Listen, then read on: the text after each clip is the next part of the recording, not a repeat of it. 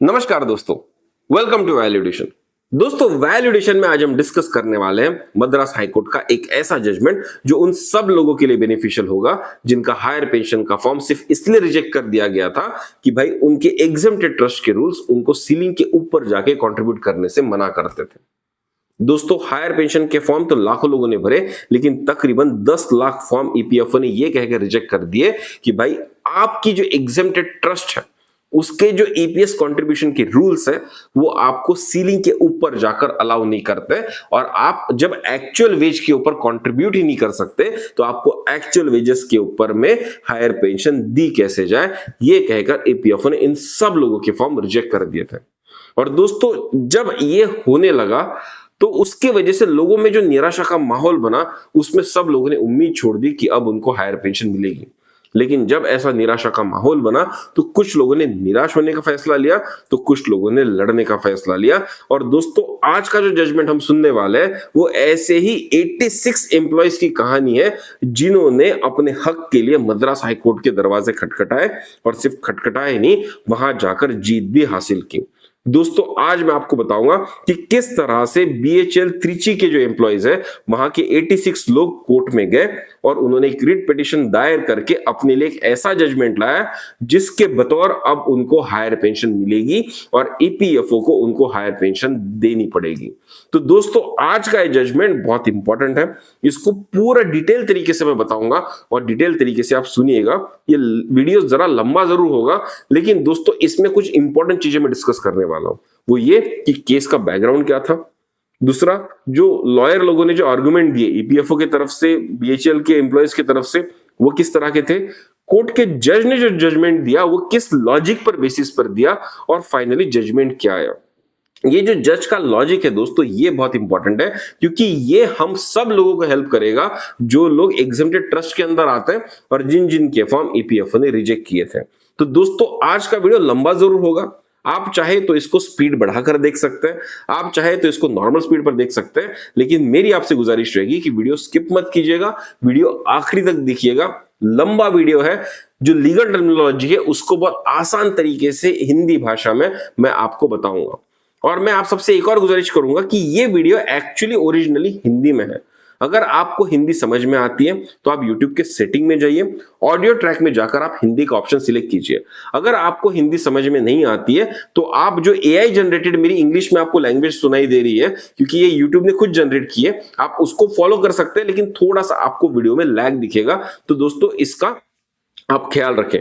लेकिन मैं आपसे गुजारिश करूंगा अगर आप हो सके तो हिंदी में ही मेरा वीडियो देखिए, क्योंकि हिंदी में मैंने बहुत अच्छे से डिटेल में समझाया।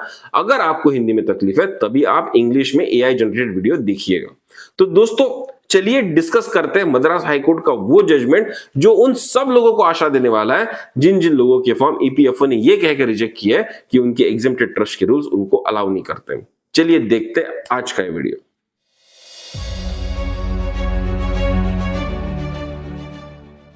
अब दोस्तों, जैसे कि आप स्क्रीन पर देख पा रहे हैं, यहां पर जो जजमेंट मैं आपको दिखा रहा हूं वो मद्रास हाईकोर्ट के मदुरई बेंच ने 2 सितंबर 2025 को यहां पर इशू किया। और अगर आप इस जजमेंट की कॉपी ढूंढना चाहते हैं नेट पर तो आपको ये नंबर डालना होगा, WP मतलब कि writ petition MD number 29573 of 2024। जब आप ये मद्रास हाईकोर्ट और मदुरई बेंच के साथ मिलकर गूगल में डालेंगे तो आपको बहुत सारे कानूनी वेबसाइट्स पर इसका जजमेंट कॉपी मिल जाएगा। मेरी कोशिश रहेगी कि इस जजमेंट की कॉपी मैं आपको डिस्क्रिप्शन बॉक्स में दे सकूं। अब दोस्तों, यहाँ पर जो सबसे पहले आपको दिए गए वो पिटिशनर्स के नाम है। यहाँ पर कुल 47 नाम दिए गए, लेकिन इस पिटीशन में बीएचएल त्रिची के 86 फॉर्मल एम्प्लॉयज ने पार्ट लिया था और उन्होंने ये केस दर्ज किया था। अब ये तो हो गए petitioners, 86 formal employees of BHEL. अब इसमें रिस्पोंडेंट्स कौन थे जिनके खिलाफ केस की गई थी, तो वो था union of India, ministry of labour and employment. Second respondent थे the central PF commissioner Delhi. Third respondent थे the regional PF commissioners Royapettah Chennai and the regional PF commissioner Tiruchirappalli Madurai road and director HR BHEL। तो ऐसे 5 रिस्पोंडेंट्स थे जिनके against में ये case यहां पर लड़ा गया था। अब दोस्तों जब भी आप कोई केस लड़ते हैं तो सबसे पहले आपको एक प्रेयर देनी होती है। प्रेयर देनी होती है मतलब आपको कोर्ट को ये बताना पड़ता है कि भाई मुझे जो आउटकम एक्सपेक्टेड है वो क्या होगा, कि भाई कोर्ट ने इस तरह से आउटकम देना चाहिए, ये एक मेरी प्रेयर है और मेरी ये दलील सुननी चाहिए, ये एक मेरी प्रेयर है। तो दोस्तों ये जो प्रेयर होती है एक ही स्टेटमेंट में देनी होती है और इसलिए बहुत लंबी सी होती है। इस प्रेयर को मैं पहले पढ़ के बताऊंगा आधा, जो खुद में 5-6 स्टेटमेंट्स होंगे, और उसके बाद में दोस्तों एक फुल स्टॉप लेके हम उसको समझेंगे। फिर सेकंड पार्ट ऑफ प्रेयर मैं आपको बताऊंगा ताकि आपको अंडरस्टैंडिंग आ जाए, ऐसा ना लगे कि मैं सिर्फ पढ़ते जा रहा हूं। तो चलिए देखते हैं कि ये प्रेयर क्या थी। तो दोस्तों प्रेयर में हमारे पिटिशनर्स कहते हैं, writ petition is filed under article 226 of constitution of India to issue a writ of certiorari mandamus. अब दोस्तों आर्टिकल 226 ऑफ इंडियन कॉन्स्टिट्यूशन आपको अलाउ करता है, आपको हक देता है कि आप हाई कोर्ट के दरवाजे खटखटाएं और वहां पर रिट पिटिशन दायर करें। और रिट पिटिशन दोस्तों 5 तरह के होते हैं, उसमें से 2 टाइप के रिट पिटिशन होते हैं, वो होती है सर्टियोरारी और दूसरा होता है मंडामुस। अब इन दोनों को कंबाइन करके रिट पिटिशन दिया गया, इसलिए यहां पर लिखा है सर्टियोरारिफाइड मंडामुस। अब इसका मतलब यह होता है कि भाई जो भी लोअर कोर्ट या जो लोअर गवर्नमेंट अथॉरिटी है उसने जो भी जजमेंट दिया या जो भी डिसीजन दिया है उसके लिए हम रिव्यू चाहते हैं। हम चाहते हैं कि उस जजमेंट को हायर कोर्ट रिव्यू करे और उसके ऊपर सॉल्यूशन भी दे। जो रिव्यू करने का पद्धति होता है उसको कहते हैं सर्टियोरारी, और जो उसके ऊपर सॉल्यूशन या सजेशन देना है हायर कोर्ट को उसको कहते हैं मंडामुस। तो रिड्रेसल भी होना चाहिए और रिव्यू भी होना चाहिए, वो इस रिट पिटिशन में बोला गया है। और दोस्तों ये जो अथॉरिटी है, जो गवर्नमेंट अथॉरिटी जिसके खिलाफ ये केस लड़ रहा है वो कौन है, वो है ईपीएफओ। तो ये पिटिशन प्रेयर करता है हाई कोर्ट को कि भाई उन्होंने जो भी डिसीजन दिया, ईपीएफओ ने जो भी डिसीजन दिया हमारा फॉर्म रिजेक्ट करने का, उसको रिव्यू किया जाए और उसके ऊपर सही सॉल्यूशन भी दिया जाए। अब ये लोग क्या कह रहे हैं, calling for the records in the impugned circular dated January 18 2025 issued by the second respondent. जो सेंट्रल पीएफ कमिश्नर ने जो जनवरी 2025 में एक सर्कुलर इशू किया था उसको इम्पंग करने के लिए, मतलब कि उसको कैंसिल करने के लिए यहां पर पिटिशन दिया गया। और दोस्तों ये सर्कुलर पता है क्या था, यहां पर सर्कुलर में सेंट्रल पीएफ कमिश्नर ने कहा था कि अगर किसी भी एग्जेम्प्टेड ट्रस्ट के रूल्स अलाउ नहीं कर रहे हैं तो उनको हायर पेंशन नहीं दी जानी चाहिए, ये सर्कुलर में दिया गया था। उसी के साथ साथ ये लोग बोलते हैं quash the second issue title exempted establishment eligibility for pension on higher wages to be based on trust rules as contrary to the final judgement of honourable Supreme Court of India in EPFO versus Sunil Kumar dated 4/11/2022। ये यहां पर ये भी कहते हैं कि 4/11/2022 का जो जजमेंट आया था सुप्रीम कोर्ट का, वहां पर ट्रस्ट रूल्स की कोई भी बात नहीं की गई थी और एग्जेम्प्टेड ट्रस्ट को इक्वल फुटिंग पर रखा गया था as compare to the normal PF trust या नॉर्मल जो ईपीएफओ होता है उसके साथ इक्वलिटी में लाया था। लेकिन ये जो सर्कुलर आया है ये ऐसे सारे ट्रस्ट रूल्स के बेसिस पर इन एग्जेम्प्टेड ट्रस्ट रूल के साथ में अन्याय करता है, तो इसको क्वैश कर दिया जाए। And the consequential rejections of the fourth respondent in जो सर्कुलर इन्होंने दिया गया है या ऑर्डर नंबर दिया है 6/2025 and quashed the same as illegal and unlawful, consequently direct the respondent 2 and 4 to settle the respective claims of enhanced higher monthly pensions of the petitioners। यहां पर जो नेक्स्ट पॉइंट उन्होंने कहा गया है कि भाई जो चेन्नई के जो रीजनल पीएफ कमिश्नर्स है रोयापेटा के और त्रिची के, इन्होंने इस सर्कुलर को 18 जनवरी 2025 का जो सर्कुलर है उसको बेसिस रखकर हमारा हायर पेंशन का ऑर्डर जो है कैंसिल कर दिया गया था। उसका नंबर उन्होंने यहाँ पर दिया है, उस ऑर्डर कैंसिलेशन ऑर्डर को भी यहाँ पर क्वैश कर दिया जाए और जो पिटिशनर्स है उनको हायर पेंशन दी जाए and respectively pay the enhanced higher monthly pension on the basis of the respective petitioners last drawn salary basic pay plus DA with effect from their respective date of entitlement in respect of respective petitioners along with the areas after adjusting the monthly pension already paid to the respective pensioners on ceiling of salary and other receivables from the respective petitioners, and to pay the monthly higher pension from the succeeding month and pass such order or directions as this court may deem fit and proper in the circumstances of the case and thus render justice। अब ये बोल रहा है 18 month का जो circular था central PF commissioners का उसको कैश कर दीजिए, जो हमारा हायर पेंशन इशू करने का जो ऑर्डर था उसको जो कैंसिलेशन का रीजनल पीएफ कमिश्नर्स ने ऑर्डर दिया था उसको कैश कर दीजिए, और हमारे बेसिक प्लस डीए पर जो एक्चुअल हायर वेजेस थे उसके ऊपर हमको हायर पेंशन दी जाए, और वो जैसे ही जजमेंट आएगा उसके अगले महीने से हमको मिलनी चाहिए और उसका जो एरियस बनता है वो भी हमको मिलना चाहिए। ऐसा यहां पर दोस्तों प्रेयर किया गया है। तो दोस्तों ये था प्रेयर का पार्ट। अब चलिए देखते हैं कि आर्ग्यूमेंट्स क्या दिए गए। अब यहां पर देखिए पिटिशनर्स के लिए जो वकील थे वो थे मिस्टर जी श्रीनिवासन और रिस्पोंडेंट्स के लिए अलग अलग वकील थे, अलग अलग एंटिटी के लिए। Government of India, ministry of labour के लिए एक थे, देन ईपीएफओ के जितने भी ऑफिसर्स थे उनके लिए एक थे और बीएचईएल के जो एक वकील थे उनके लिए मिस्टर गोपालन थे यहां पर। तो दोस्तों कॉमन ऑर्डर, यहां पर कॉमन ऑर्डर क्या दिया जाता है वो यहां पर समझते हैं। तो दोस्तों कॉमन ऑर्डर में क्या होता है, आपको दिया जाता है बैकग्राउंड, और ये बैकग्राउंड समझना बहुत जरूरी है। थोड़ा पीछे से बैकग्राउंड आएगा, कुछ पहले की जो केसेस है दोस्तों उसको समझते हुए आपको आना पड़ेगा।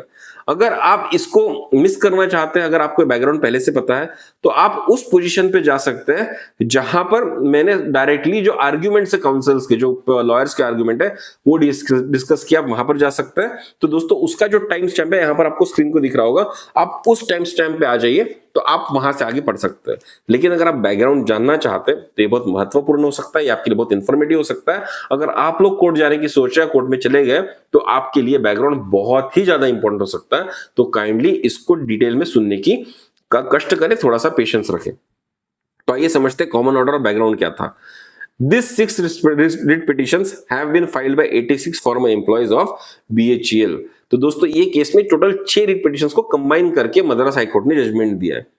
These 6 writ petitions have been filed by 86 former employees of BHEL Trichy, challenging the orders issued by EPFO to the individual employees on 21/3/2024, wherein the EPFO has recalled a demand notice issued by them for the payment of contribution along with applicable interest for higher pension was record. अब दोस्तों इस case में क्या हो गया था, BHEL के 83 employees थे जो 1 सितंबर 2014 के बाद में ईपीएफओ से एग्जिट हुए थे, मतलब 58 इयर्स की एज अटेन किए थे।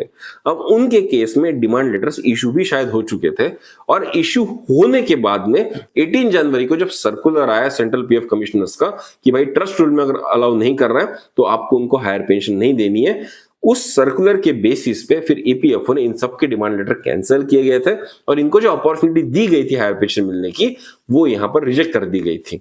तो दोस्तों वो यहां पर बैकग्राउंड में बताया।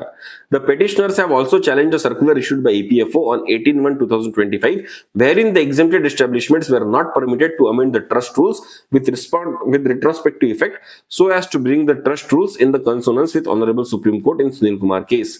अब दोस्तों क्या हुआ था, जब नवंबर 2022 में सुनील कुमार केस में सुप्रीम कोर्ट ने जजमेंट दिया कि भाई जितने भी एग्जेम्प्टेड ट्रस्ट है वो हायर पेंशन के लिए एलिजिबल है, तो बहुत सारे एग्जेम्प्टेड ट्रस्ट ने अपने रूल्स को अमेंड करना शुरू किया और ये कहा कि अब हमारे जो एम्प्लॉइज है वो ईपीएस में एक्चुअल वेजेस के ऊपर कंट्रीब्यूट कर सकते हैं। लेकिन जो 18 जनवरी को जो सर्कुलर आया वहां पर ईपीएफओ ने ऐसा किसी भी अमेंडमेंट को एक्सेप्ट करने से मना कर दिया जो 4/11/2022 के बाद आया। मतलब कि सुप्रीम कोर्ट के जजमेंट के बाद जो भी आया, ऐसा अगर कोई भी ट्रस्ट रूल्स में अमेंडमेंट किया गया तो उसको ईपीएफओ ने मानने से मना कर दिया और उसी सर्कुलर को क्वैश करने के लिए यहां पर पिटीशन किया गया था। The petitioners have also challenged the order of EPFO dated 6/2025, wherein the joint option request submitted by the employees to avail the benefits of the higher pension have been rejected, primarily relying upon the trust rules applicable to the exempted organization, namely BHEL Trichy। तो दोस्तों उनके साथ जो अन्याय हुआ है उसके खिलाफ यहां पर केस दायर किया था। अब चलिए समझते हैं फैक्चुअल बैकग्राउंड। जो बैकग्राउंड है दोस्तों वो इस तरह से है। The BHEL Trichy is admittedly an establishment exempted under Section 17 of EPF and Miscellaneous Provisions Act 1952 from the purview of EPF Scheme 1952. In the view of exemption, the Provident Fund Scheme is being administered by a trust. The terms and conditions of the exemptions are governed by the Appendix A as found in paragraph 27A of the Employees Provident Funds Scheme 1952. However, the employees of the BHEL are continued to be governed by the Statutory Employees Pension Scheme 1995. अब दोस्तों यहाँ पर background है कि BHEL Trichy का जो PF trust है वो एक एग्जेम्प्टेड ट्रस्ट है जो ईपीएफ स्कीम 1952 उनको अलाउ करती है फॉर्म करने के लिए, under which provision, under paragraph 27AA of EPF scheme 1952। लेकिन जब उनको एग्जेम्पशन दिया गया है, खुद का ट्रस्ट मेंटेन करने की परमिशन दी गई है, तो ये सिर्फ और सिर्फ पीएफ के लिए दी गई है। लेकिन जहां पर ईपीएस की बारी आती है, एम्प्लॉय पेंशन स्कीम की बारी आती है, जो स्टैट्यूटरी एम्प्लॉयज पेंशन स्कीम 1995 है, उसके रूल्स ही इनको लागू होते हैं। ऐसा इस केस का बैकग्राउंड है। मतलब जब एक पेंशन एक पीएफ ट्रस्ट होती है, एग्जेम्प्टेड ट्रस्ट होती है, तो उसके दो हिस्से होते हैं। पहला होता है जिसको पीएफ मैनेज करना है, दूसरा होता है कि ईपीएस का पैसा ईपीएफओ को देना है। तो जो पैसा उनको खुद मैनेज करना है उसके लिए उनको एग्जेम्पशन दिया गया है। लेकिन जो पैसा उनको ईपीएस को वापस करना है in the form of pension contribution, वो दोस्तों स्टैट्यूटरी एम्प्लॉयज पेंशन स्कीम 1995 से गवर्न होता है। ये बहुत इंपॉर्टेंट पैरामीटर है, जो भी लोग कोर्ट में जा रहे हैं इस पॉइंट को बिल्कुल पक्के से याद रखें।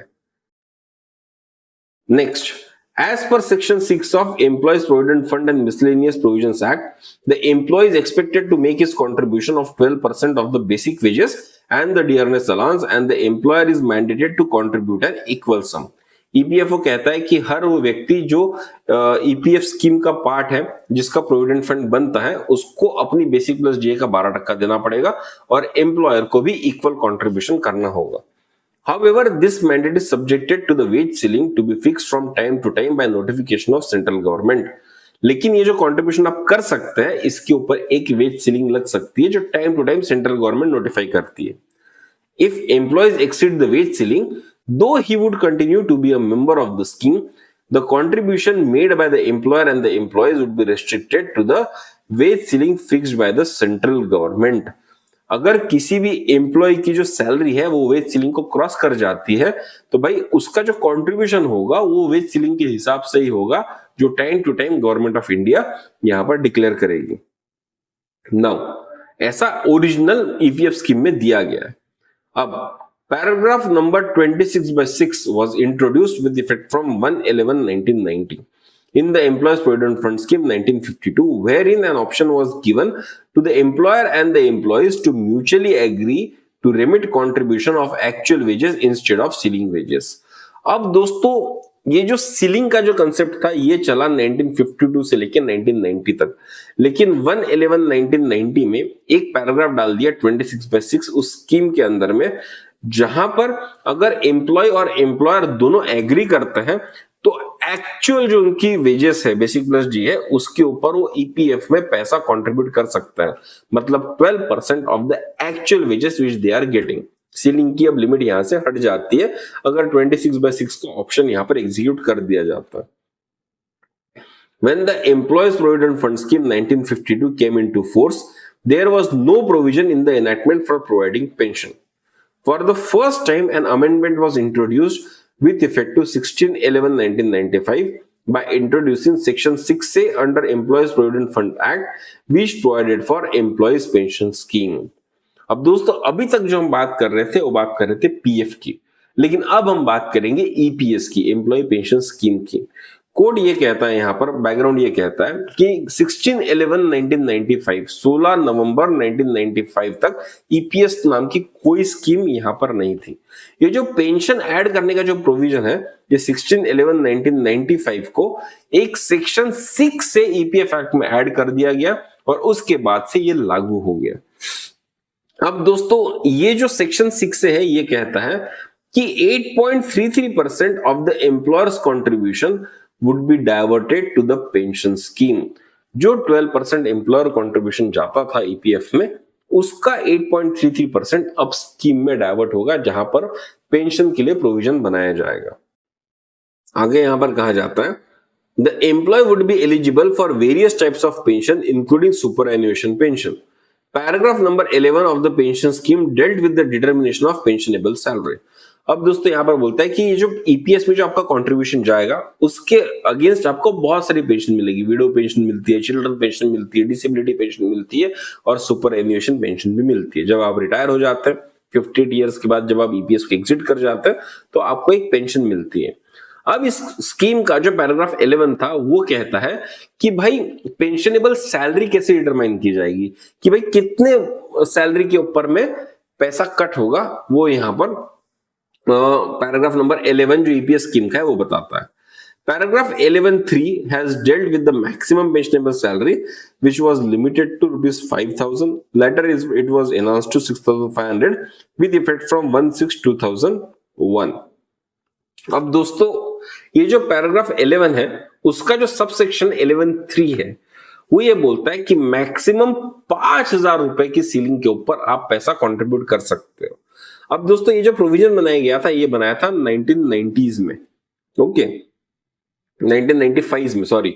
तो जब 2001 आया तो इसको बढ़ाकर 6,500 कर दिया और जब 1 सितंबर 2014 आया तो इसको बढ़ाकर 15,000 रुपए कर दिया। इसलिए जो भी लोग आज मेंबर है ईपीएफ स्कीम के उनका जो कंट्रीब्यूशन कटता है वो कटता है 15,000 रुपए की सीलिंग के ऊपर में। 6. In the year 1996, a notification was issued inserting the proviso to paragraph 11(3) with effect from 16/3/1996. As per the said proviso, similar to paragraph number 26 of Provident Fund Scheme, the employer and the employees were given an option to remit contribution on actual wages instead of ceiling wages. अब दोस्तों एक छोटा सा यहां पर मैं आपको clarification देता हूं। ईपीएफ मतलब कि प्रोविडेंट फंड का जो स्कीम था 1952 में इनेक्ट किया गया। ईपीएस का जो प्रोविजन है वो 16/11/1995 को इनेक्ट किया गया। अब इनिशियली जब इनेक्ट हुए थे तो दोनों में ही एक्चुअल वेजेस के ऊपर में कंट्रीब्यूट करने का कोई तरीका नहीं था। मतलब आप पीएफ में भी नहीं दे सकते थे एक्चुअल वेजेस पे, आप पेंशन में भी नहीं दे सकते थे। फिर 1990 में पैराग्राफ 26/6 से आप पीएफ में एक्चुअल वेजेस के ऊपर कंट्रीब्यूशन करना शुरू कर सकते थे। ये एक प्रोविजन ईपीएफ में ऐड हो गया था। उसी की तरह पेंशन स्कीम में भी अगर आप चाहे तो एक्चुअल वेजेस के ऊपर कंट्रीब्यूट कर सकते हैं। इसका जो प्रोविजन है ये 16 मार्च 1996 को अमेंडमेंट टू पैराग्राफ 11(3) किया गया था और उसके तहत आपको राइट दिया गया था। तो पहले ना पीएफ में अलाउड था ना ईपीएस में अलाउड था एक्चुअल वेजेस के ऊपर कंट्रीब्यूट करना, लेकिन 1996 आते तक दोनों में उसके ऑप्शन बना दिए गए थे। अगर आप चाहे तो एम्प्लॉय और एम्प्लॉयर एक जॉइंट ऑप्शन फॉर्म सबमिट कर सकता है ईपीएफ रीजनल कमिश्नर को और उसके बाद आपका एक्चुअल वेजेस के ऊपर डिडक्शन शुरू हो सकता है। तो दोस्तों जब ये ऑप्शन एम्प्लॉयज को दिया गया तो बहुत सारे लोगों को ऑप्शन के बारे में पता नहीं था या बहुत सारे लोग इस ऑप्शन में इंटरेस्टेड भी नहीं थे, तो बहुत सारे लोगों ने फॉर्म भरा, बहुत सारे लोगों ने फॉर्म नहीं भरा। अब जिन लोगों ने नहीं भरा उनका क्या हुआ? Some of the employees who had not exercised their option as provided under the proviso to paragraph 11(3) unamended and who were about to retire in the year 2005 had approached the Employees Provident Fund Organization exercising their joint option seeking higher pension based upon higher contribution. तो अब क्या हो गया दोस्तों, 1996 से लेके 2005 तक ऐसे कुछ एम्प्लॉयज थे जिन्होंने 11(3) के अंदर अपना पेंशन का जो कंट्रीब्यूशन है वो हायर एजेस के ऊपर करने का जो ऑप्शन है वो नहीं सबमिट किया। लेकिन बाद में उनको लगा कि भाई हमने ये करना चाहिए क्योंकि अब हम रिटायर होने वाले हैं और अगर हमको एक्चुअल हमारे बेसिक प्लस डीए के ऊपर अगर पेंशन मिलेगा तो अच्छा होगा, तो उन्होंने ईपीएफओ को अप्रोच किया। This was rejected by the authorities concern. अब जब उन्होंने ईपीएफ को बोला कि हम हायर वेजेस के ऊपर कंट्रीब्यूट करना चाहते हैं तो ईपीएफओ ने उनकी एप्लीकेशन खारिज कर दी, उनको जॉइंट ऑप्शन नहीं भरने दिया। The Honorable Supreme Court in a judgment reported in 2018, 14 SCC 809 RC Gupta versus RPFC has held that when no cutoff has been fixed under proviso to paragraph 11(3), the authorities cannot reject the joint application. अब जब ये case court में गया कि भाई क्या EPFO ने सही किया है उनका जॉइंट ऑप्शन फॉर्म रिजेक्ट करके, तो सुप्रीम कोर्ट ने कहा कि जो पैराग्राफ 11(3) का प्रोविजन है उसमें कहीं पर भी कोई कट ऑफ डेट नहीं दी गई कि आप कब तक इस ऑप्शन को एग्जीक्यूट कर सकते हो। The Honorable Supreme Court has further found that when the employer has already deposited 12% of the contribution on the basis of actual wages, there cannot be any difficulty in adjustment of the accounts by diverting 8.33% from the provident fund to the pension scheme. Supreme court ने कहा कि पहली बात तो कोई cut off नहीं है कि कब आप हायर पेंशन का जॉइंट ऑप्शन सबमिट कर सकते हो। दूसरी बात सुप्रीम कोर्ट ने यह भी कहा कि ऑलरेडी उन लोगों का एक्चुअल बेसिक प्लस डीए पर 12% जो है वो कट के पीएफ में जमा है, आपको सिर्फ पीएफ से निकाल के ईपीएस में डालना है। ये अकाउंट एडजस्टमेंट कितना मुश्किल हो सकता है, ये सुप्रीम कोर्ट ने यहां पर क्वेश्चन किया था। By the way of notification dated 22/8/2024, the proviso in the paragraph 11(3) was deleted and provision 11(4) was introduced with effect from 1/9/2014.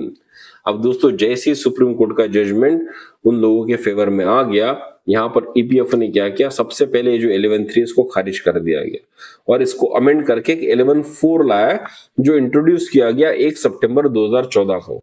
इसलिए दोस्तों हम जो बार बार बोलते हैं 1 सितंबर 2014 का जो कट ऑफ डेट है वो क्यों है, because of this paragraph 11(4).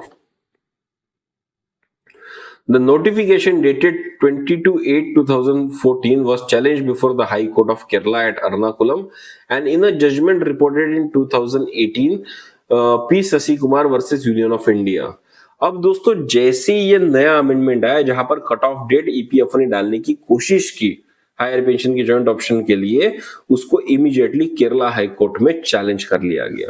Case का नाम था P Shashi Kumar versus union of India. The division bench of Kerala High Court was pleased to set aside the said notification and proceeded to hold that the employee shall be entitled to exercise the options stipulated in paragraph number 26 of the EPF scheme without being restricted in doing so by insistence of a cut-off date.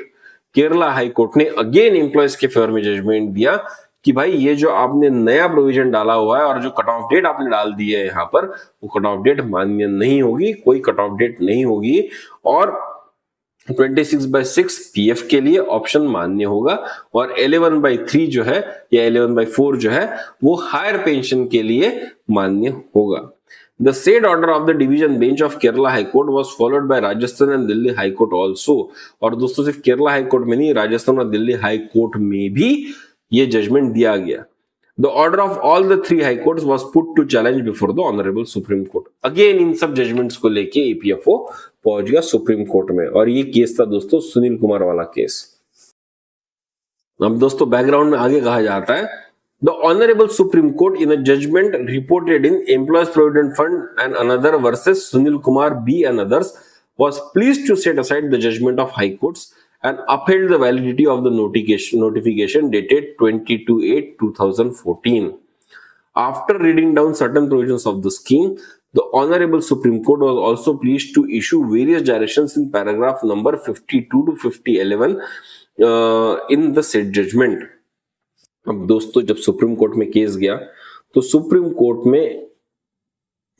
के जजेस ने बात मानी कि EPFO का ये हक बनता है कि अगर वो चाहे तो एक cut off date higher pension के लिए दे सकता है। This can not be unlimited kind of thing. आप एक कट ऑफ डेट दे सकते हो, लेकिन उसके लिए कुछ उन्होंने ऑब्जर्वेशंस दिए थे। अब वो ऑब्जर्वेशंस क्या थे वो यहां पर देखना बहुत जरूरी है। The sum and substance of the directions of Honorable Supreme Court are as follows. A. Notification dated 22/8/2014 shall be equally applicable to the employees of the exempted establishment in the same manner as the employees of the regular establishment। तो सबसे पहले उन्होंने बोला है कि जो भी notification 22/8/2014 को ईपीएफओ ने जारी किया था वो एग्जेम्प्टेड ट्रस्ट को और नॉन एग्जेम्प्टेड ट्रस्ट को सबको सिमिलरली यहां पर अलाउड रहेगा या एप्लीकेबल रहेगा। Even though the employee has not exercised his option under the unamended provision to paragraph 11(3), he would be entitled to exercise his option under amended paragraph 11(4) of the scheme by the way of joint option covering pre-amended paragraph 11(3) and amended paragraph 11(4। अब दोस्तों यहां पर बोल रहा है कि अगर किसी भी एम्प्लॉय ने अभी तक 11(3) के अंडर या 11(4) के अंडर अपना ऑप्शन नहीं दिया है तो वो एलिजिबल होगा। The employee who had retired prior to 1/9/2014 without exercising option under unamended 11(3) of pension scheme would not be entitled to the benefit of judgment। अब दोस्तों बहुत सारे लोग जो 1 सितंबर 2014 के पहले ईपीएस से एग्जिट कर चुके हैं, मतलब कि 58 इयर्स के हो चुके हैं, वो लोग बार बार ये सवाल पूछते हैं कि क्या हम हायर पेंशन के लिए एलिजिबल थे। तो दोस्तों आप सिर्फ तभी एलिजिबल थे अगर आपने 1 सितंबर 2014 के पहले पैराग्राफ 11(3) के अंडर जॉइंट ऑप्शन अगर ईपीएफ को सबमिट किया था तो ये आप एलिजिबल थे। अगर आपने ऐसा कोई भी जॉइंट ऑप्शन सबमिट नहीं किया था तो आप एलिजिबल नहीं थे, ऐसा सुप्रीम कोर्ट का कहना है। However, the benefits of the judgment can be invoked by those who have retired even prior to 1/9/2014 provided they have exercised their option under unamended paragraph 11(3)।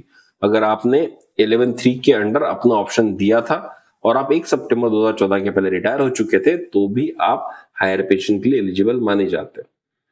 Since uncertainty with regard to the validity of notification dated 22/8/2014 was prevailing in the view of judgment of high courts, the Honorable Supreme Court was pleased to extend the time for a period of 4 months from the date of judgment for exercising option under the amended paragraph of 11th of the scheme.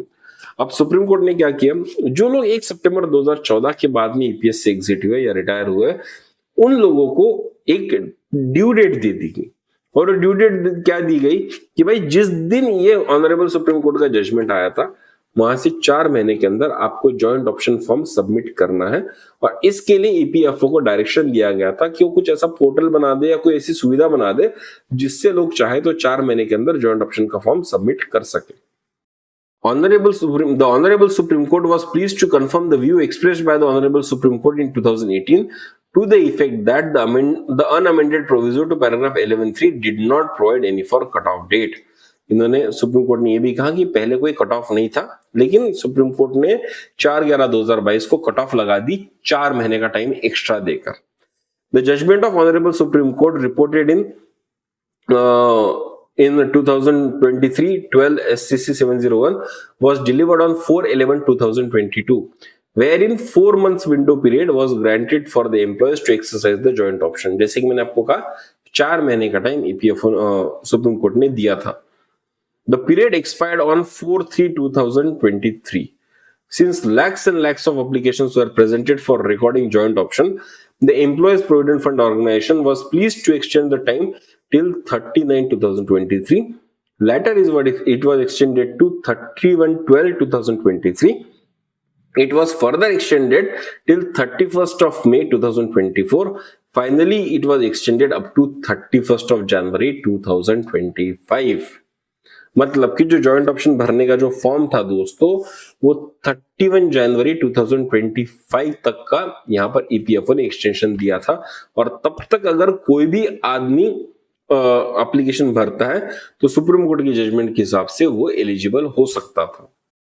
अब दोस्तों ये था background, और इस background की factual position अभी हमको समझ में आ गई कि सुप्रीम कोर्ट की जजमेंट तक क्या क्या कहा गया था। अब वहां से फैक्ट्स ऑफ द केस आपके सामने लाएंगे। अब यहां से हम डिस्कस करेंगे जो आर्ग्यूमेंट रखे पिटिशनर्स ने और जो आर्ग्यूमेंट रखे रिस्पोंडेंट्स ने। रिस्पोंडेंट मतलब ईपीएफओ ने, वो हम दोस्तों डिस्कस करेंगे। तो पहले दोस्तों हम आर्ग्यूमेंट डिस्कस करेंगे पिटिशनर्स का। Petitioners facts of the case, point number 14। The petitioners herein have retired from BHL Trichy after 1/9/2014. सारे जितने भी 86 petitioners है ये 1 सितंबर 2014 के बाद रिटायर हो चुके हैं। The establishment is an exempted establishment from the purview of EPF scheme. As per the paragraph number 8D of the trust rules, the employer and the employees have agreed for the payment of contribution to the PF on actual wages instead of ceiling wages. अब दोस्तों जो trust rules है उसमें बीएचएल की जो trust rules है उसका paragraph number 8D है, वहां पर पीएफ में जो कंट्रीब्यूशन जाएगा एम्प्लॉयज का वो एक्चुअल वेजेस पे जाएगा और ना कि सीलिंग वेजेस पे जाएगा। ये उन्होंने ऑलरेडी वहां पर डाल के रखा हुआ है provision. This trust rule was in consonance with the condition number 10 in the appendix 10 of rule 27A of EPF scheme 1952. As per the above said condition, in case the statutory scheme is amended and it is more beneficial to the employees, it becomes automatically applicable to the employees without any formal amendment of the trust rules. अब दोस्तों जो rule number 27A of EPF scheme 1952 है वो ये कहता है कि अगर स्टैट्यूटरी स्कीम अमेंड हो जाती, मतलब कि जो बेसिक स्कीम है ईपीएफ स्कीम 1952, उसमें अगर कुछ भी अमेंडमेंट आता है और वो अमेंडमेंट अगर एम्प्लॉयज को बेनिफिशियल है तो ट्रस्ट रूल चाहे आपके अमेंड हो चाहे ना हो वो बाय डिफॉल्ट अप्लीकेबल हो जाएंगे सारे एग्जेम्प्टेड ट्रस्ट को और सारे रेगुलर ट्रस्ट को भी। Therefore, when paragraph number 26(6) was introduced, providing for remittance of contribution on higher wages based on joint option, it become automatically applicable to the employees without even there being an amendment in the trust rule.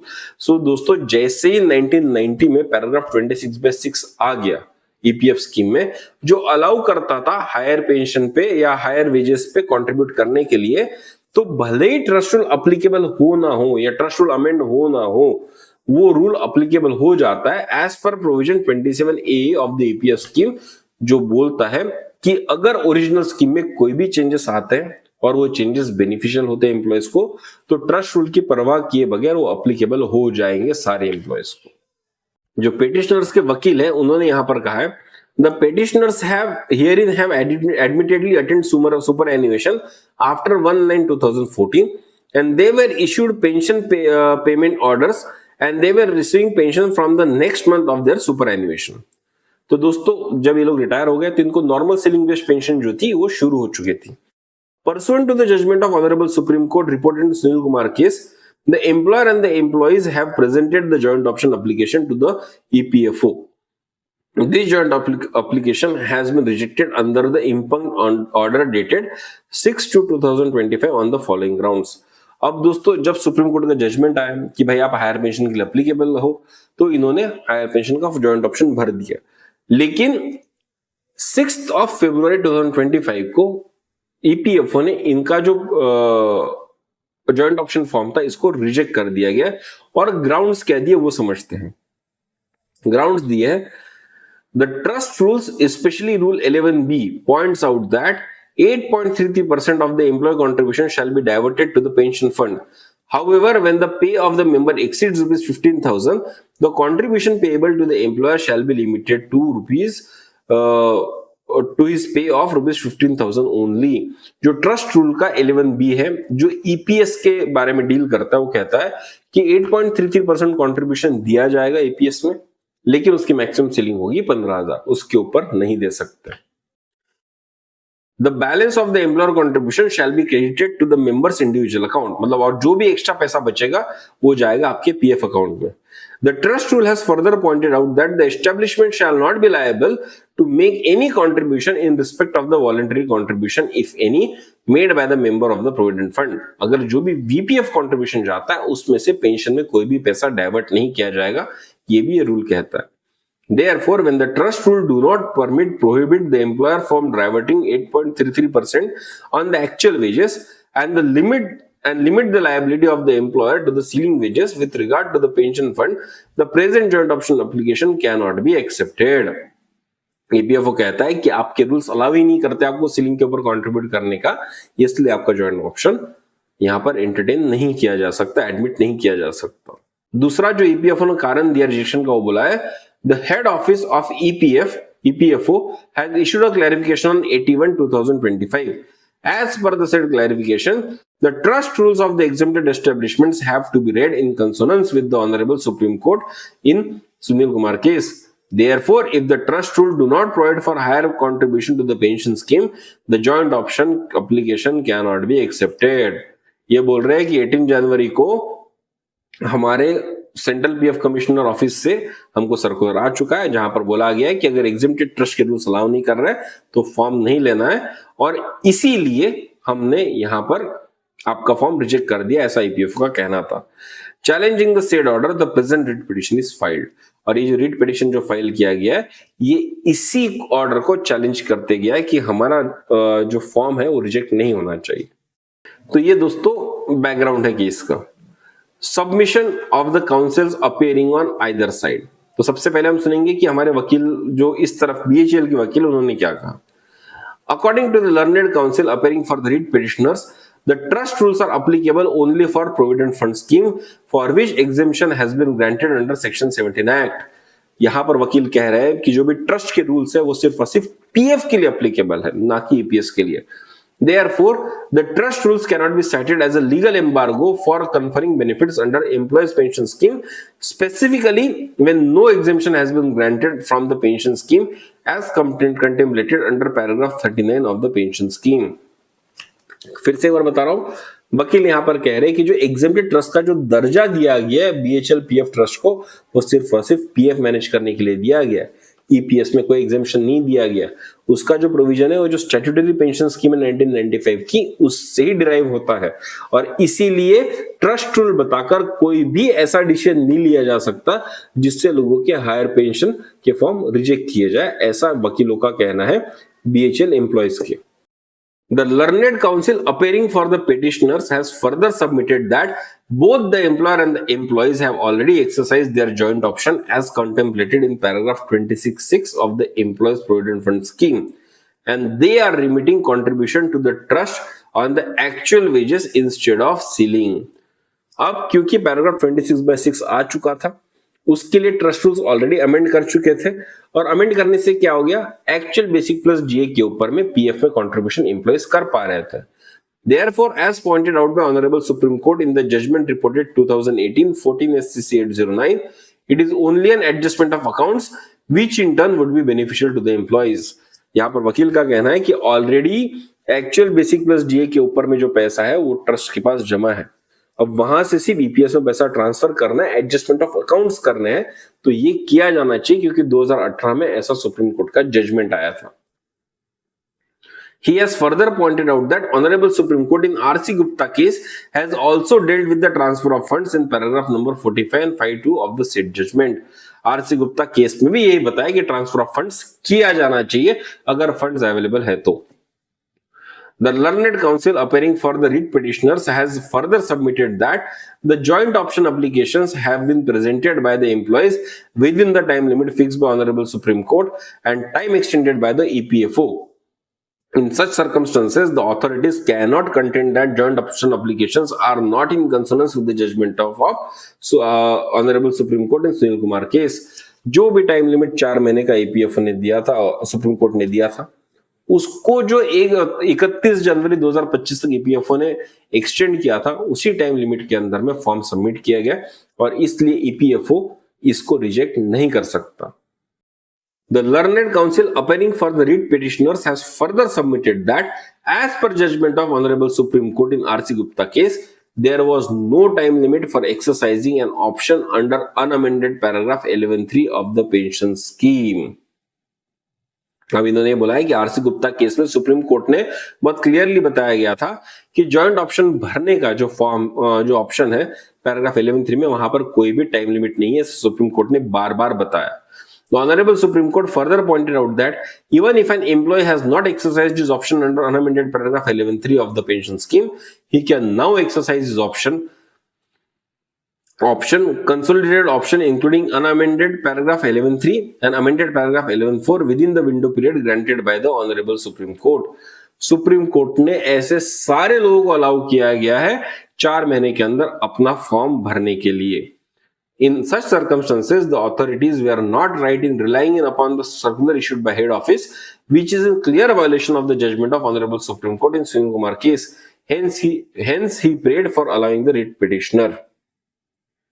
अब दोस्तों यहां पर बोल रहे हैं कि जब supreme court ने ऑलरेडी टाइम लिमिट दे दी है कि भाई 4 महीने में आप कर सकते हैं, उसको ईपीएफओ ने मान्य कर लिया, उसको एक्सटेंड करते करते 31 जनवरी 2025 तक ईपीएफओ ने एक्सटेंड भी किया है, तो भाई 18 जनवरी 2025 को ईपीएफओ कोई भी सर्कुलर इशू करे वो वायलेशन करता है ऑनरेबल सुप्रीम कोर्ट का सुनील कुमार केस का जो जजमेंट है उसको, और क्योंकि वायलेशन है वो सर्कुलर को स्क्वैश कर देना चाहिए, ऐसा यहाँ पर प्रेयर किया गया है.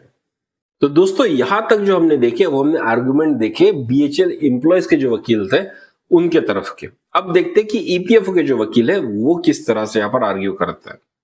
Per contra, the learned counsel appearing for the respondent submitted that the fifth respondent establishment is an exempted establishment and they are governed by the trust rules and not by the provident fund scheme. यहां पर EPFO का कहना है कि जो बीएचएल का trust है वो एक एग्जेम्प्टेड ट्रस्ट है और वो पीएफ स्कीम के रूल से नहीं चलता, वो ट्रस्ट रूल से चलता है. The trust board consist of the employer and the employees. They have mutually agreed in the paragraph number 11B of the trust rules that the employer contribution would not exceed the ceiling limit. अब इनका कहना है कि भाई जब ये exempted organization trust rule से चलता है तो ट्रस्ट रूल्स बनाने वाले कौन है? ट्रस्ट रूल के जो ट्रस्ट बोर्ड है उसमें एम्प्लॉयर भी है और एम्प्लॉइज भी है, और उन्होंने एक म्यूचुअल डिसीजन लिया है कि paragraph number 11B of the trust rules है वहां पर वो स्पेसिफाई करते कि भाई हम जो भी कंट्रीब्यूशन करेंगे वो सीलिंग के ऊपर नहीं करेंगे, हम जो भी होगा सीलिंग के अंदर ही करेंगे. In such circumstances, any joint option presented by the employer and the employees would be clearly in violation of the trust rules. तो अगर हायर पेंशन के ऊपर कोई भी जॉइंट ऑप्शन सबमिट किया जाता है तो ट्रस्ट रूल का वायलेशन होगा। वो ट्रस्ट रूल जो एम्प्लॉयज और एम्प्लॉयर ने मिलकर ट्रस्ट बोर्ड के तहत यहां पर डिसाइड किए हैं। अब ये जो डिसीजन है, it has been mutually agreed by employer and the employees merely because exemption has not been granted to the establishment under pension scheme. It will not permit the employer and the employee to violate the trust rules which were framed as per paragraph number 27A of the provident scheme. अब वो बोल रहे हैं कि exemption जो दिया गया है वो पीएफ के लिए दिया गया और ईपीएस के लिए नहीं दिया गया। ऐसा आर्गुमेंट देने से आप ट्रस्ट रूल्स को वायलेट नहीं कर सकते, क्योंकि वो आपने म्यूचुअली एग्री होके एम्प्लॉय और एम्प्लॉयर ने डिसीजन लिया था। The learned counsel appearing for the respondents has further submitted that they have retired after 1/9/2014. Before exercising the joint option, they have exited from the membership by withdrawing the entire PF amount from their accounts. उन्होंने बोला है कि जितने भी employees इस case में क्या part है वो सारे 1 सितंबर 2014 के बाद रिटायर हो चुके हैं और उन्होंने अपना पूरा पीएफ अमाउंट निकाल लिया है और वो ईपीएस स्कीम से एग्जिट हो चुके हैं, उनकी नॉर्मल पेंशन शुरू हो चुकी है। In fact, all of them are receiving pension from the next month of their superannuation. Therefore, the petitioners have chosen to file the joint option. Hence, thereafter the petitioners have chosen to file the joint option. Hence, there is no possibility of transfer of funds from the trust to the employees pension fund organization for crediting it to the pension scheme.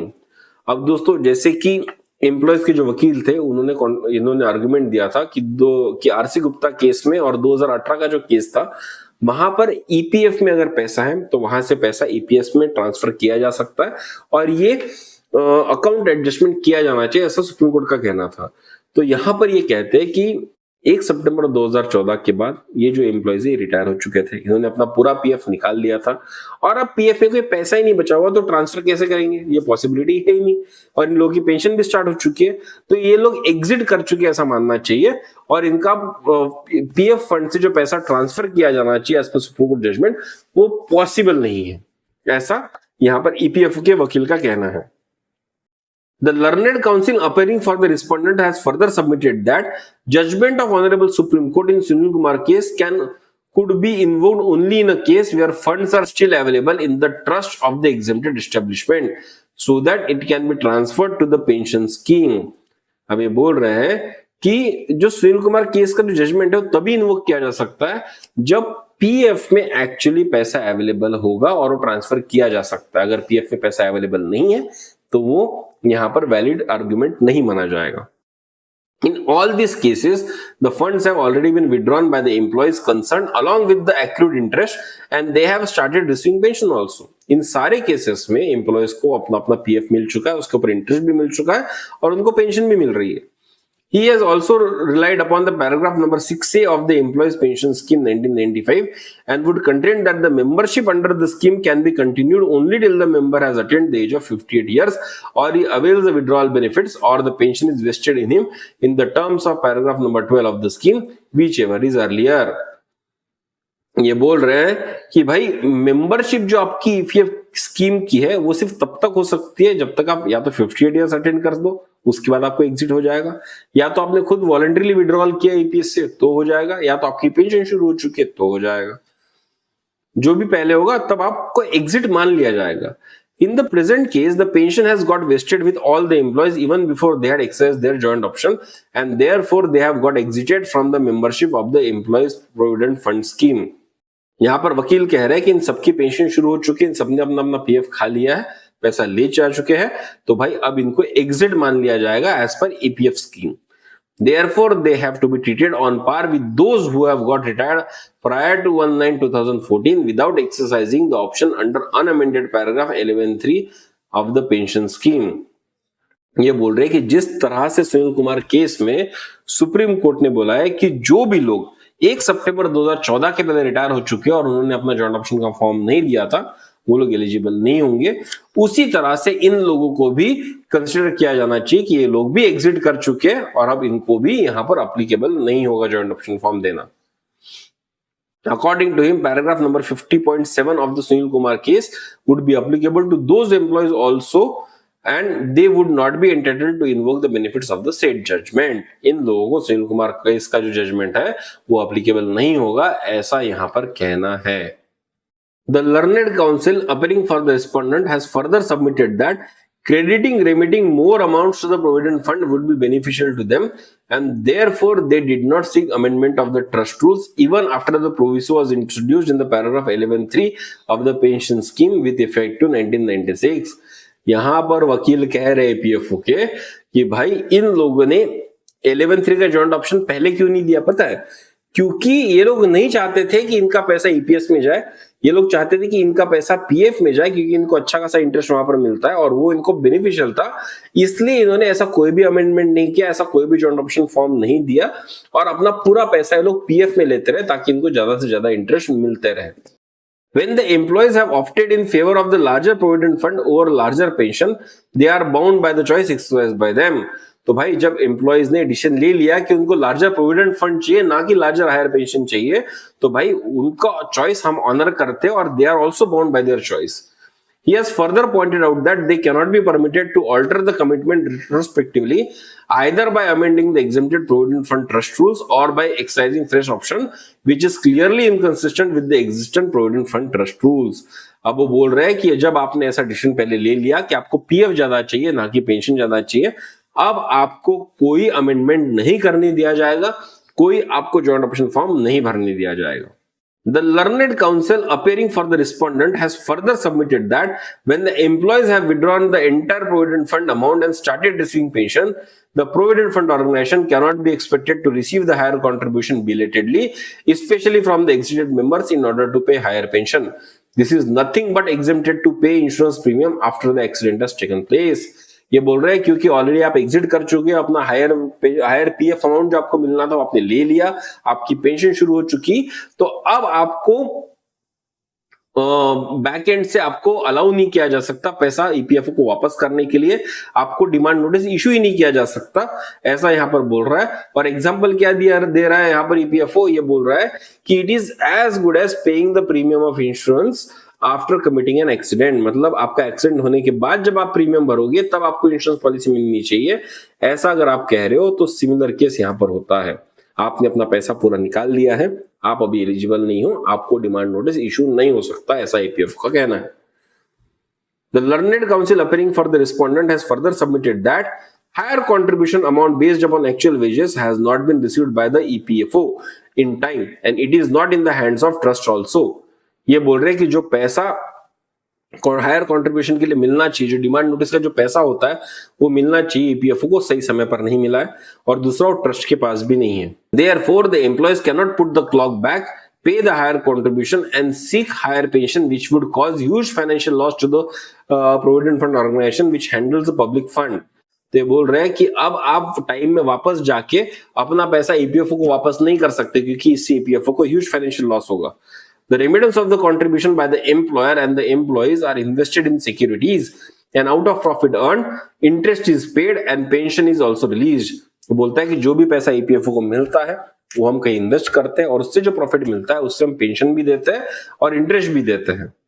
When lakhs and lakhs employees have exited from the membership of the scheme after receipt of provident fund amount with accrued interest and started receiving pension, suddenly they cannot become members again and attempt to pay the higher contribution. मैं बोल रहे हैं कि जब लाखों लोग EPF का पैसा लेकर पीएफ का पैसा लेकर हैप्पीली बाहर जा चुके, एग्जिट कर चुके, तो अब वो पैसा वापस देकर हायर पेंशन के लिए एलिजिबल नहीं हो सकते. The payment of higher contribution on a future date would not in any way set off the losses that are likely to occur to EPFO by entertaining the joint option. अब अगर ऐसा पैसा वापस दिया तो ईपीएफओ को यहां पर नुकसान होगा और वो जो लॉस होगा वो कहीं पर भी किसी भी तरह से सेट ऑफ नहीं किया जा सकता, किसी भी तरह से एडजस्ट नहीं किया जा सकता, ऐसा वकील का कहना है.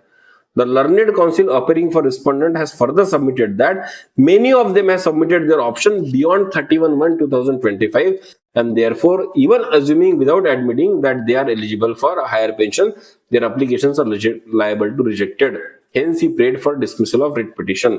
वो बोलता है कि जितने भी पिटिशनर्स हैं इनमें ऐसे कई लोग हैं जिन्होंने 31/1/2025 का जो मैक्सिमम टाइम लिमिट ईपीएफओ ने दिया था, उसके बाद हायर पेंशन का जॉइंट ऑप्शन फॉर्म दिया गया और इसलिए उनका फॉर्म तो बिल्कुल भी एक्सेप्ट नहीं किया जा सकता और इसलिए इस रिट पिटीशन को डिसमिस कर दिया जाए, ऐसा उनका कहना है। अब यहाँ पर जज बोलता है, I have carefully considered the submissions made on either side and perused the material available on the court। जो ऑनरेबल जज है यहाँ पर वो कह रहे हैं कि भाई अब मैंने सब कुछ सुन लिया, मैंने दोनों तरफ के वकीलों की दलीलें सुन ली और अब मैं कुछ एक फैक्ट बेसिस पर आता हूं, एक जजमेंट पर आता हूं जो मैं आपको एनालिसिस करके बताऊंगा। तो आइए दोस्तों समझते हैं कि जज का एनालिसिस क्या था। Point number 28, the petitioners herein are the employees of the exempted establishment under section 17 of the Employees Provident Fund and Miscellaneous Provisions Act 1952। The exemption is restricted to the Employees Provident Fund scheme and they were continued to be governed by the statutory pension scheme। यहाँ जज का कहना है कि ये जो exempted trust है बीएचएल का, ये एग्जेम्प्टेड सिर्फ और सिर्फ पीएफ स्कीम के लिए माना जा सकता है, मतलब जो प्रोविडेंट फंड है उसके लिए माना जा सकता है, उसके लिए दिया गया है, पेंशन स्कीम के लिए नहीं दिया गया। और अभी भी पेंशन स्कीम को जो गवर्न करता है वो क्या है, स्टैट्यूटरी पेंशन स्कीम 1995 जो गवर्नमेंट की स्कीम थी वो ही उसको गवर्न करती है। The respondents have rejected the joint option application primarily on the ground that joint option application is not only contrary but is in the violation of trust rule framed for an exempted establishment। जज साहब यहां पर कहते हैं कि जो EPFO है उन्होंने जॉइंट ऑप्शन का फॉर्म सिर्फ इसलिए रिजेक्ट कर दिया गया है क्योंकि ट्रस्ट रूल्स यहां पर अलाउ नहीं करते जो एग्जेम्प्टेड एस्टेब्लिशमेंट ने फॉर्म किए हैं। जज साहब यहां पर कहते हैं, rule number 10 and 11 of the trust rules of the fifth respondent establishment are extracted as follow। तो अब यहां पर जज साहब जो है रूल नंबर 10 और 11 का यहां पर हमको पढ़कर बता रहे हैं कि भाई जो ट्रस्ट रूल्स के रूल नंबर 10 और 11 है जिसको साइट करते हुए ईपीएफओ ने इनका फॉर्म रिजेक्ट कर दिया एम्प्लॉयज का, वो क्या है। रूल नंबर 10 बोलता है contribution of members. Every member shall subscribe to the fund every month a sum equal to 12% of the total of his monthly basic pay, DA and retaining allowance। Rule number 10A कहता है कि 12% आपका PF में जाएगा हर महीने। Every member contributing to the provident fund under sub rule A herein may, if so desire, contribute voluntarily to the provident fund an amount exceeding 12% of his basic pay and DA। A member desiring to contribute to the provident fund an amount exceeding 12% of his basic and DA per month shall submit an application in the form set out in Annexure E। तो ये rules कहता है कि आप VPF भी दे सकते हो अगर आप चाहो तो। A member who is permitted to contribute to the provident fund an amount exceeding 12% of his total monthly basic pay shall be allowed to change the rate of voluntary contribution on his applying for such change in contribution only at the intervals of minimum period of 1 year। बोल सकते हैं कि जो भी 12% से बढ़कर VPF देना चाहते हैं उनको साल में सिर्फ एक बार का ऑप्शन दिया जाएगा, वो एक बार ही उनको करना है। Such a change in the rate by way of voluntary contribution shall be given effect to the due from the beginning of an accounting period of the fund। Explanation: the term DA shall include the cash value of food concession and retaining allowance if any। Point number C, each monthly contribution to the fund shall be calculated to the nearest rupee, that is 50 paise or more shall be counted as next higher pension। ये सब उनके rules है। The establishment shall every month deduct from the emoluments of the member such sum as may be required under the sub rule A and herein shall transfer every month not later than 15th of the following month to the board of trust। The money so deducted shall be credited to the members individual account। मतलब कि जो भी PF का पैसा आएगा वो 15 तारीख को उनके पीएफ अकाउंट में जमा हो जाना चाहिए। No subscription shall be recovered from an employee for such a period as he is absent from the duties without pay। अब बोल रहा है employer's contribution to the fund. The employer shall not later than the 15th day of the succeeding month in respect of each of the members of the fund pay to the trustees as employer's contribution to the fund a sum equal to the total of members compulsory contribution under rule 10A। मतलब establishment जो है वो भी contribution देगा equal to the employer's contribution from and out of the contribution payable by the employer each month under the rule 11 above। A part of the contribution representing 8.33% of the employee's pay shall be remitted by the employer to the employee pension fund within 15 days of the close of every month by a separate bank or bank draft or check on account of employees pension fund contribution in such manner as may be specified in his behalf by the regional provident fund commissioner. The cost of the remittance if any shall be borne by the employer. अब दोस्तों ये जो 8.33% जो contribute करना है वो किसके लिए करना है, ईपीएस के लिए करना है, वो एम्प्लॉयर ट्रांसफर कर देगा ईपीएफ को, ऐसा कहा गया है. Provided that where the pay of member exceeds rupees 15,000 per month, the contribution payable by the employer be limited to the amount on his pay of rupees 15,000 only. Ceiling पर ही दे सकता है, 15,000 से ज्यादा नहीं दे सकता. The balance of the employer's contribution after remittance of the contribution to the employee pension fund shall be credited to the member's individual account. बाकी जितना भी पैसा बचेगा सीलिंग के ऊपर का वो पीएफ में डाल दिया जाएगा. The establishment shall not be liable to make any contribution in respect of the voluntary contribution, if any, made by the member of the PF under Rule 10. The contribution shall be calculated on the basis of the basic wages, dearness allowance, including the cash value of any food concession and retaining allowance, if any, actually drawn during the whole month, whether the paid or weekly or fortnightly.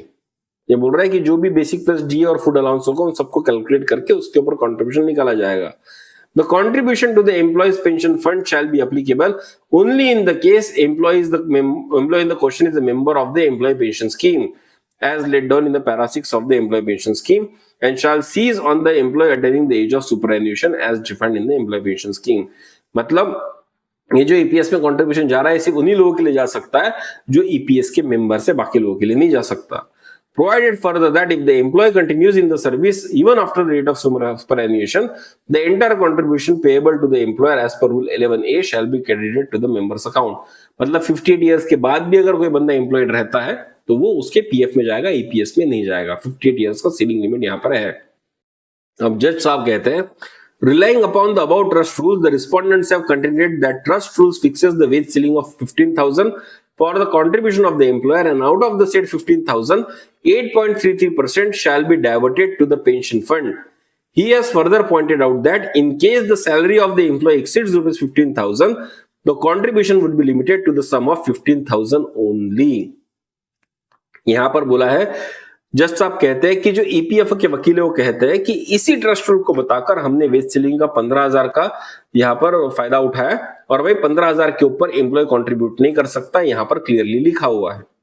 जज साहब कहते हैं, relying upon such clause in the trust deed, the respondent authorities are contending that the trust rule prohibit making any higher contribution by the employee either to the provident fund account or to the pension scheme. इसी clause को use करते हुए EPF ने reject कर दिया इनका form. Hence, the joint option application presented by the employer and the employees would be in the violation of trust rule, which has been mutually agreed by them. ऐसा EPFO का कहना है कि भाई जॉइंट ऑप्शन फॉर्म देना ये violation माना जाएगा ट्रस्ट रूल का. In view of the circular issued by the head office of the Employees Provident Fund Organization dated 18/1/2025, the joint option application submitted by the exempted trust establishment have to consider only in the light of trust rules. वकीलों का कहना है कि भाई जो भी नया circular आया 18/1/2025 का, इसके हिसाब से एग्जेम्प्टेड ट्रस्ट रूल्स ही फॉलो करनी चाहिए, कोई और चीज फॉलो नहीं की जा सकती, और इसलिए इनका एप्लीकेशन रिजेक्ट कर देना चाहिए. जज साहब कहते हैं, as per the paragraph number 26(6) of employees provident fund scheme, the employer and the employees can exercise the joint option for the payment of contribution on actual wages instead of ceiling wages. This provision is more beneficial than the trust rule as per the provident fund scheme is concerned. जज साहब बोलते हैं कि 1990 में जब paragraph 26/6 आया था तो वहां पर एक ऑप्शन दिया गया था कि अगर एम्प्लॉयर चाहे तो हायर वेजेस के ऊपर कंट्रीब्यूट कर सकते हैं, और ये प्रोविजन बेनिफिशियल है एम्प्लॉयज के लिए. Paragraph 27AA of the Provident Fund Scheme deals with the terms and conditions for granting exemption to an establishment. Condition number 10A of Appendix A is extended as follow. ये बोलता है कि जो exemption दिया जाता है ट्रस्ट को, वो दिया जाता है पैराग्राफ 27AA के कंडीशन नंबर 10 ऑफ अपेंडिक्स ए से. और वो क्या कहता है condition number 10? Any amendment to the scheme which is more beneficial to the employee than the existing rules of the establishment shall be made applicable to them automatically pending formal amendment of the rules of trust. ये कहता है कि भाई कोई भी अगर scheme में बदलाव आता है ईपीएफ स्कीम में तो इमीडिएटली एप्लीकेबल हो जाएगा और बाद में चाहे तो जो ट्रस्ट है वो उसको रूल्स को अमेंड कर सकती है। In the view of the above said condition, if any amendment is introduced to the provident fund scheme and it is more beneficial to the employees, it becomes automatically applicable to the employees even without a formal amendment of the trust rules. बोल रहे हैं कि अगर EPF scheme में कोई भी बदलाव आता है और वो बेनिफिशियल है तो वो बिना अमेंड किए भी ट्रस्ट रूल्स को एम्प्लॉयज को एप्लीकेबल हो जाएगा। The respondents' authorities have pointed out that unamended trust rules which do not provide for exercising joint option for remittance of higher pension to the provident fund. Respondents ने बोला है, मतलब कि EPFO ने बोला है कि ट्रस्ट रूल अमेंड नहीं किए गए इसलिए इनको अलाउ नहीं करना चाहिए हायर कंट्रीब्यूशन देने के लिए।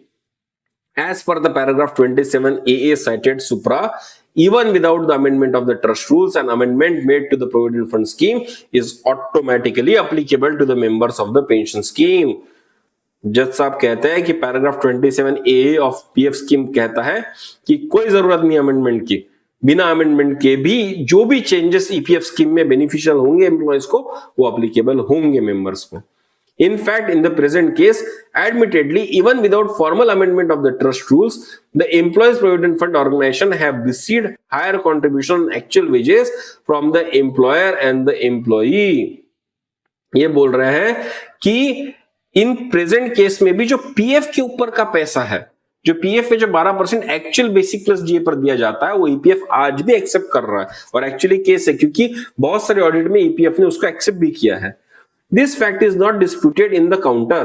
In such circumstances, respondent cannot rely upon the unamended trust rules, which is clearly in violation of the statutory condition number 10 under Appendix A of 27AA of Provident Fund Scheme. जज साहब कहते हैं कि जब ऐसा प्रोविजन 27AA में दिया गया है कि कोई भी beneficial part of the scheme will automatically be applicable to the employee, trust rules को बताकर खारिज नहीं किया जा सकता, ऐसा जज साहब का कहना है। The trust has been receiving higher contribution on the actual wages instead of ceiling wages, and the same has been credited to the trust funds. However, in the view of non-exercising of joint option alone, 8.33% of the entire contribution restricted to ceiling fund was diverted to the pension scheme. The remittance of the lesser amount to the pension scheme by the employer was attributable only to the non-exercising of joint option, and it is not traceable to the bar in the trust rule. अब यहां पर जज साहब कह रहे हैं कि जो 8.33% जो ईपीएस में आज तक ये ट्रस्ट देता रहा वो देता रहा सीलिंग के ऊपर में। ये सीलिंग के ऊपर क्यों किया रहा? क्योंकि इन्होंने अपने ट्रस्ट रूल अमेंड नहीं किए थे और जॉइंट ऑप्शन फॉर्म नहीं दिए थे एम्प्लॉयज ने, और only because joint option form नहीं दिया गया था इसीलिए पैसा रिमिट नहीं किया गया था। अगर शायद जॉइंट ऑप्शन फॉर्म दे दिया होता तो पैसा रिमिट किया जा सकता। तो यहां पर ट्रस्ट रूल अलाउ नहीं करते इसलिए पैसा रिमिट नहीं किया गया, ऐसा नहीं है। यहां पर जॉइंट ऑप्शन फॉर्म नहीं दिया गया इसलिए वो पैसा रिमिट नहीं किया जा रहा था। तो ट्रस्ट रूल कोई भी रेमिटेंस को बार नहीं करता है, जॉइंट ऑप्शन फॉर्म न देना उसको बार करता है। Therefore, contention of the respondent that trust rule prohibit the remittance of or diversion of 8.33% on actual wages to the pension scheme is factually incorrect. जज साहब कहते हैं कि ट्रस्ट रूल्स का मतलब ये कहना कि ट्रस्ट रूल्स प्रोहिबिट करते हैं हायर कंट्रीब्यूशन करना, ये गलत है। जॉइंट ऑप्शन फॉर्म नहीं दिया गया ये सही है।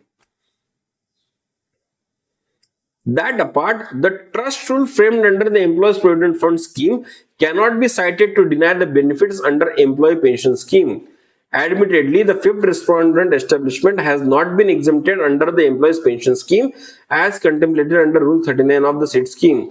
The condition for the exemption granted to the PF scheme cannot be invoked to deny the benefits of an employee under statutory pension scheme.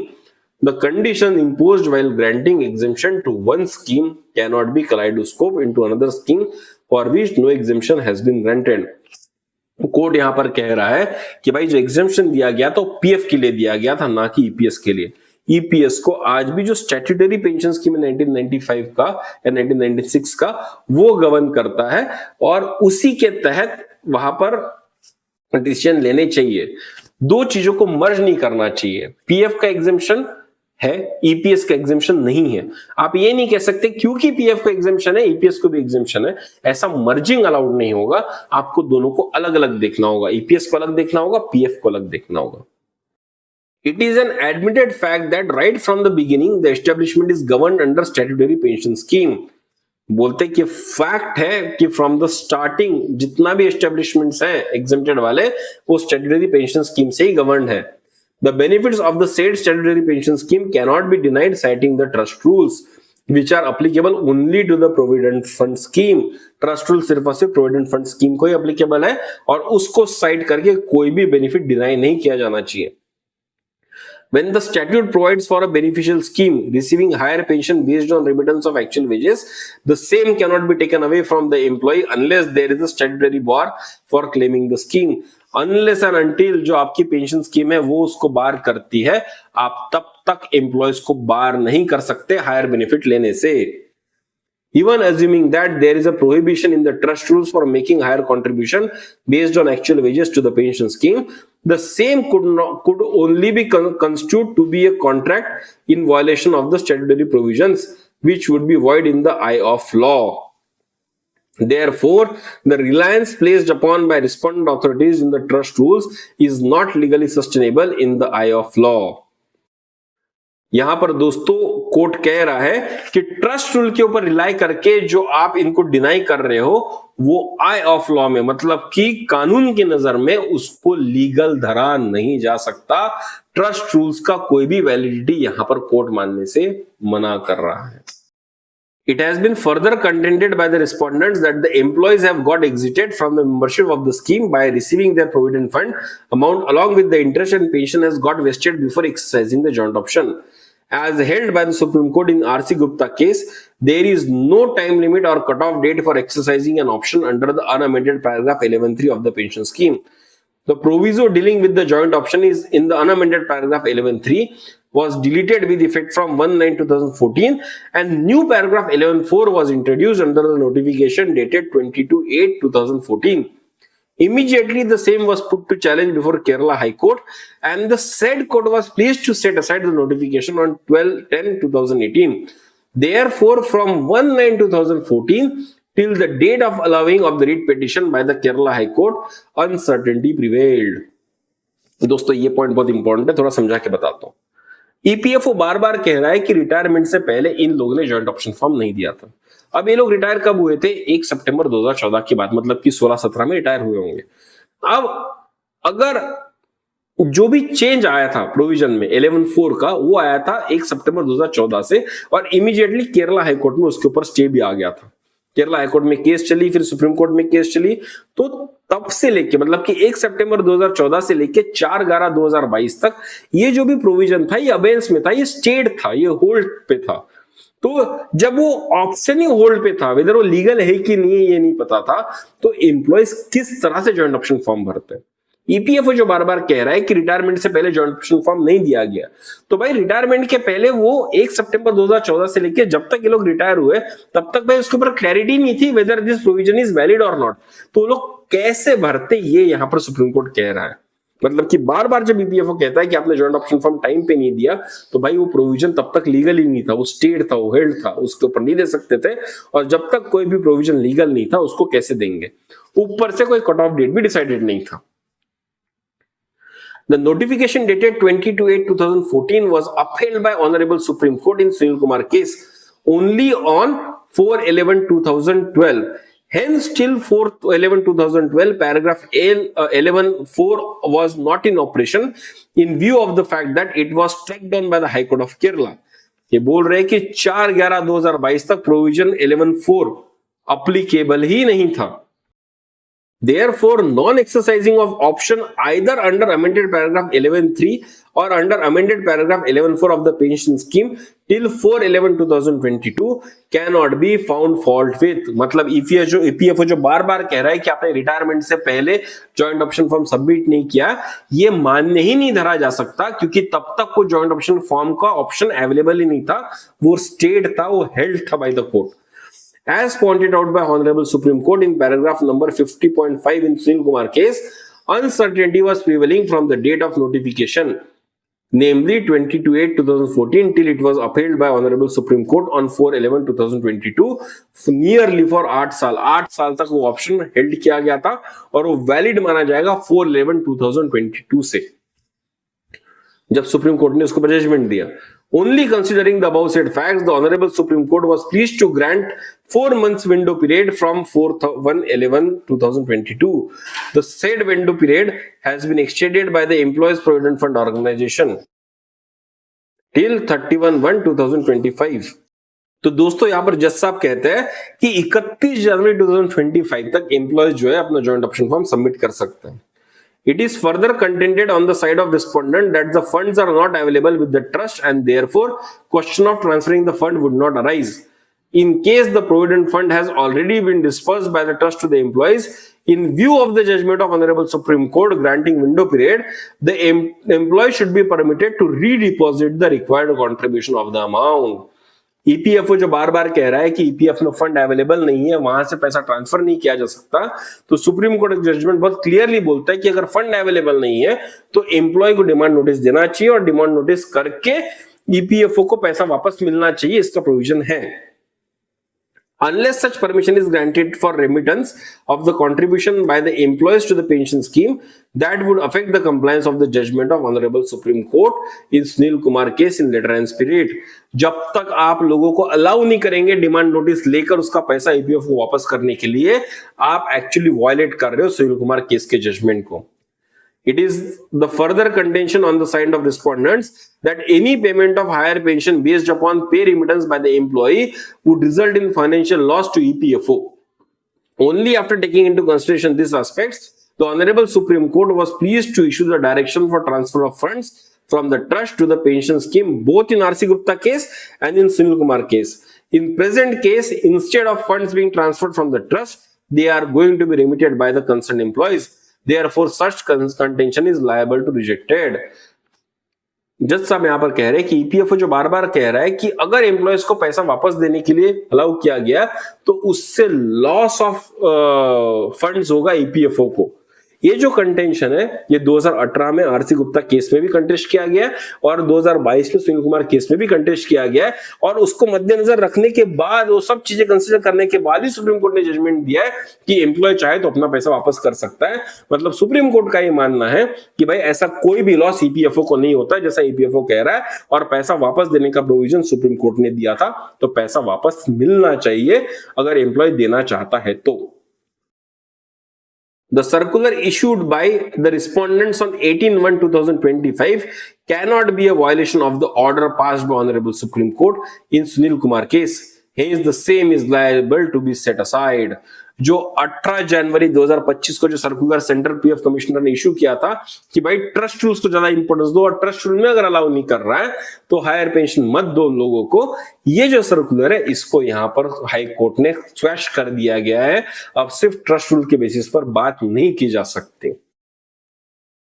Conclusion, जो कंक्लूजन है, जो ऑर्डर है वो है, in view of the above the said deliberation, the court is inclined to pass the following orders. The orders impugned in the writ petitions are set aside. Any joint option application presented on or before 31/2025 shall be accepted by the respondents.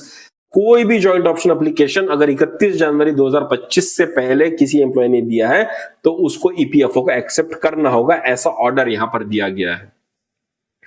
On remittance of the differential contribution amount to the pension scheme to the Employees Provident Fund Organization by employees, along with applicable interest, higher pension shall be disbursed to them from the succeeding month of their remittance.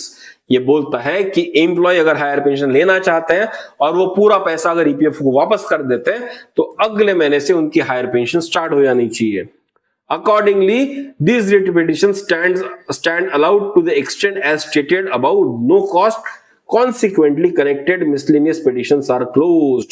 इस writ petition को high court ने allow कर लिया है और employees के favour में दिया है कि जो जो फॉर्म 31 जनवरी 2025 के पहले ईपीएफ को मिल चुके हैं वो वैलिड धरे जाएंगे, और अगर एम्प्लॉय पैसा वापस करता है तो अगले महीने से उसको हायर पेंशन दी जानी चाहिए। ऐसा दोस्तों यहां पर मद्रास हाई कोर्ट ने जजमेंट दिया है। अब ये जजमेंट जो है दोस्तों इन 86 लोगों को अप्लीकेबल है। अब ये वाइड सबको अप्लीकेबल नहीं है। 18 जनवरी का जो सर्कुलर है वो स्क्वैश कर दिया गया, वो जनरली अप्लीकेबल ईपीएफओ को, अब वो सर्कुलर वैलिड नहीं रहेगा। लेकिन ये जो ऑर्डर दिया गया कि ये पैसा लो और इनको हायर पेंशन दो, ये सिर्फ और सिर्फ इन 86 एम्प्लॉयज के लिए अप्लीकेबल है।